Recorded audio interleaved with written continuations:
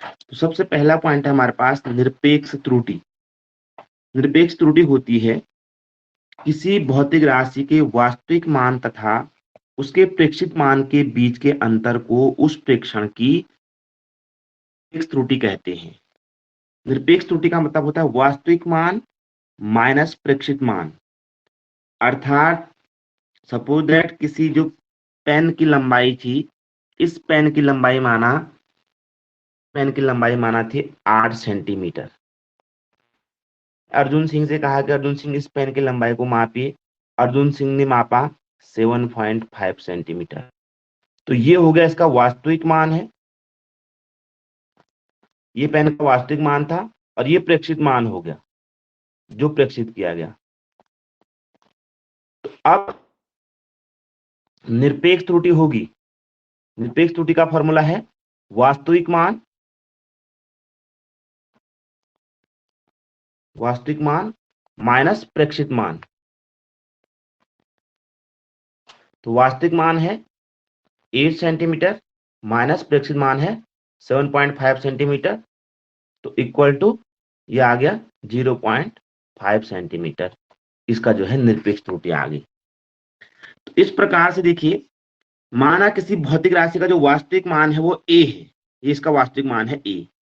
भिन्न भिन्न प्रेक्षणों में उसके मान क्रमशः A1 A2 A3 AN है। अर्थात आपकी क्लास में n बच्चे थे, अलग अलग बच्चों ने अपना प्रेक्षित मान निकाला, तो अब अलग अलग त्रुटि निकलेगी।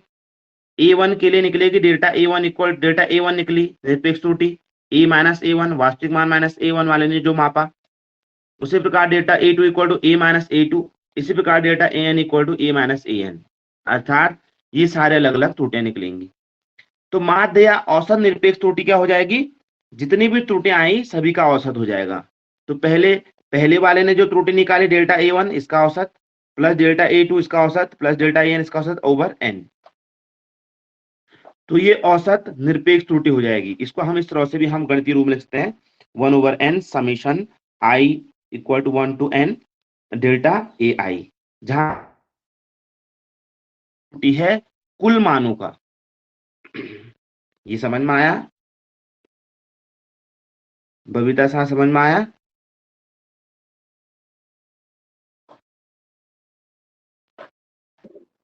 महिपाल सिंह समझ में आया भाई? महिपाल सिंह,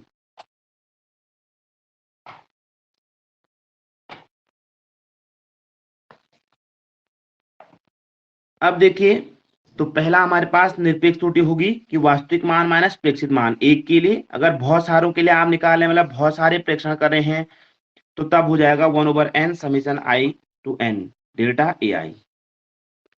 अब देखिए सापेक्ष अथवा भिन्नात्मक त्रुटि। सापेक्ष अथवा भिन्नात्मक त्रुटि क्या होती है कि जो त्रुटि हमने निकाल रखी है निरपेक्ष त्रुटि, इस निरपेक्ष त्रुटि बटे वास्तविक मान, अर्थात जो त्रुटि हमारे पास निरपेक्ष त्रुटि डेल्टा ए ओवर वास्तविक मान से हम डिवाइड कर देंगे तो ये भिन्नात्मक त्रुटि हो जाएगी। अब प्रतिशत त्रुटि हम निकालेंगे, इसका तो क्या हो जाएगा, भिन्नात्मक त्रुटि का गुणा गया 100 हमने कर देना, प्रतिशत त्रुटि हो जाएगी। ये प्रतिशत त्रुटि हो जाएगी। जो भिन्नात्मक त्रुटि हमारे पास आएगी उसका 100% हो जाएगा प्रतिशत त्रुटि। तो 3 त्रुटियां हमने पढ़ी, पहले निरपेक्ष त्रुटि वास्तविक मान माइनस प्रेक्षित मान, दूसरा सापेक्ष त्रुटि, सापेक्ष त्रुटि हमारे पास हो जाएगा निरपेक्ष त्रुटि बट्टे वास्तविक मान, निरपेक्ष त्रुटि बट्टे वास्तविक मान, और प्रतिशत त्रुटि हो जाएगा जो हमने भिन्नात्मक त्रुटि निकाल रखी है इसका 100 गुणा गया 100, ये प्रतिशत त्रुटि हो जाएगा। अब देखिए त्रुटि का संयोजन हम कैसे करते हैं। सबसे पहले संकलन तथा अंतर की त्रुटियां हम कैसे जोड़ेंगे, तो देखिए जब कोई भौतिक राशि जड़ दो अन्य भौतिक राशियों x व y के योग के तुल्य है, क्योंकि त्रुटियां सदैव जुड़ती हैं न कि त्रुटियां घटती हैं, तो त्रुटियों के संयोजन के लिए विभिन्न नियमों का उपयोग में आता है। त्रुटियां हमेशा जुड़ती हैं, घटती नहीं है। माना हमारे पास z equal to X plus Y, कोई भी हमारे पास मापन करना है हमें। अब माना x में डेल्टा x त्रुटि रहेगी प्लस माइनस y में डेल्टा y की त्रुटि रहेगी, इतनी त्रुटि रहेगी। तो जो कुल त्रुटि होगी z में वो कैसे होगी, z plus minus delta z। ये डेल्टा z क्या होगा, x plus minus delta x plus y plus minus delta y। तो यहाँ पे देखिए जो त्रुटि होगी ये delta x plus delta y के बराबर होगी, अर्थात जो z में कुल त्रुटि हो जाएगी वो x में त्रुटि धन y में त्रुटि के योग के बराबर होगी। तो जेड में जो कुल त्रुटि होगी वो होगी एक्स में त्रुटि धन वाई में त्रुटि के योग के बराबर। इसी प्रकार आप माइनस करेंगे तो माइनस में भी प्लस ही होगा। अगर कोई फंक्शन हमारे पास माइनस का है, उस स्थिति में भी जो त्रुटि होगी वो त्रुटि का योग ही होगा। एक्स में जो त्रुटि होगी प्लस वाई में जो त्रुटि होगी उनके योग के बराबर होगा। क्या इतना समझ में आया सुनील जोशी? Yes sir. अब देखिए मल्टीप्लाई हम करते हैं, गुणन या विभाजन में त्रुटि। देखिए हमारे पास कोई फंक्शन है ऐसा, कोई मापन। अब हम ये पता करेंगे जेड में क्रिया है एक्स के कारण वाई के कारण। तो जो माना एक्स में जो त्रुटि है वो डेल्टा एक्स है, वाई में जो त्रुटि है डेल्टा वाई है। अब इन दोनों को क्योंकि गुणा करना है, इन दोनों को जब गुणा करेंगे तो इनकी त्रुटियों का योग ही होगा। उस स्थिति में भी इनकी त्रुटियों का योग होगा।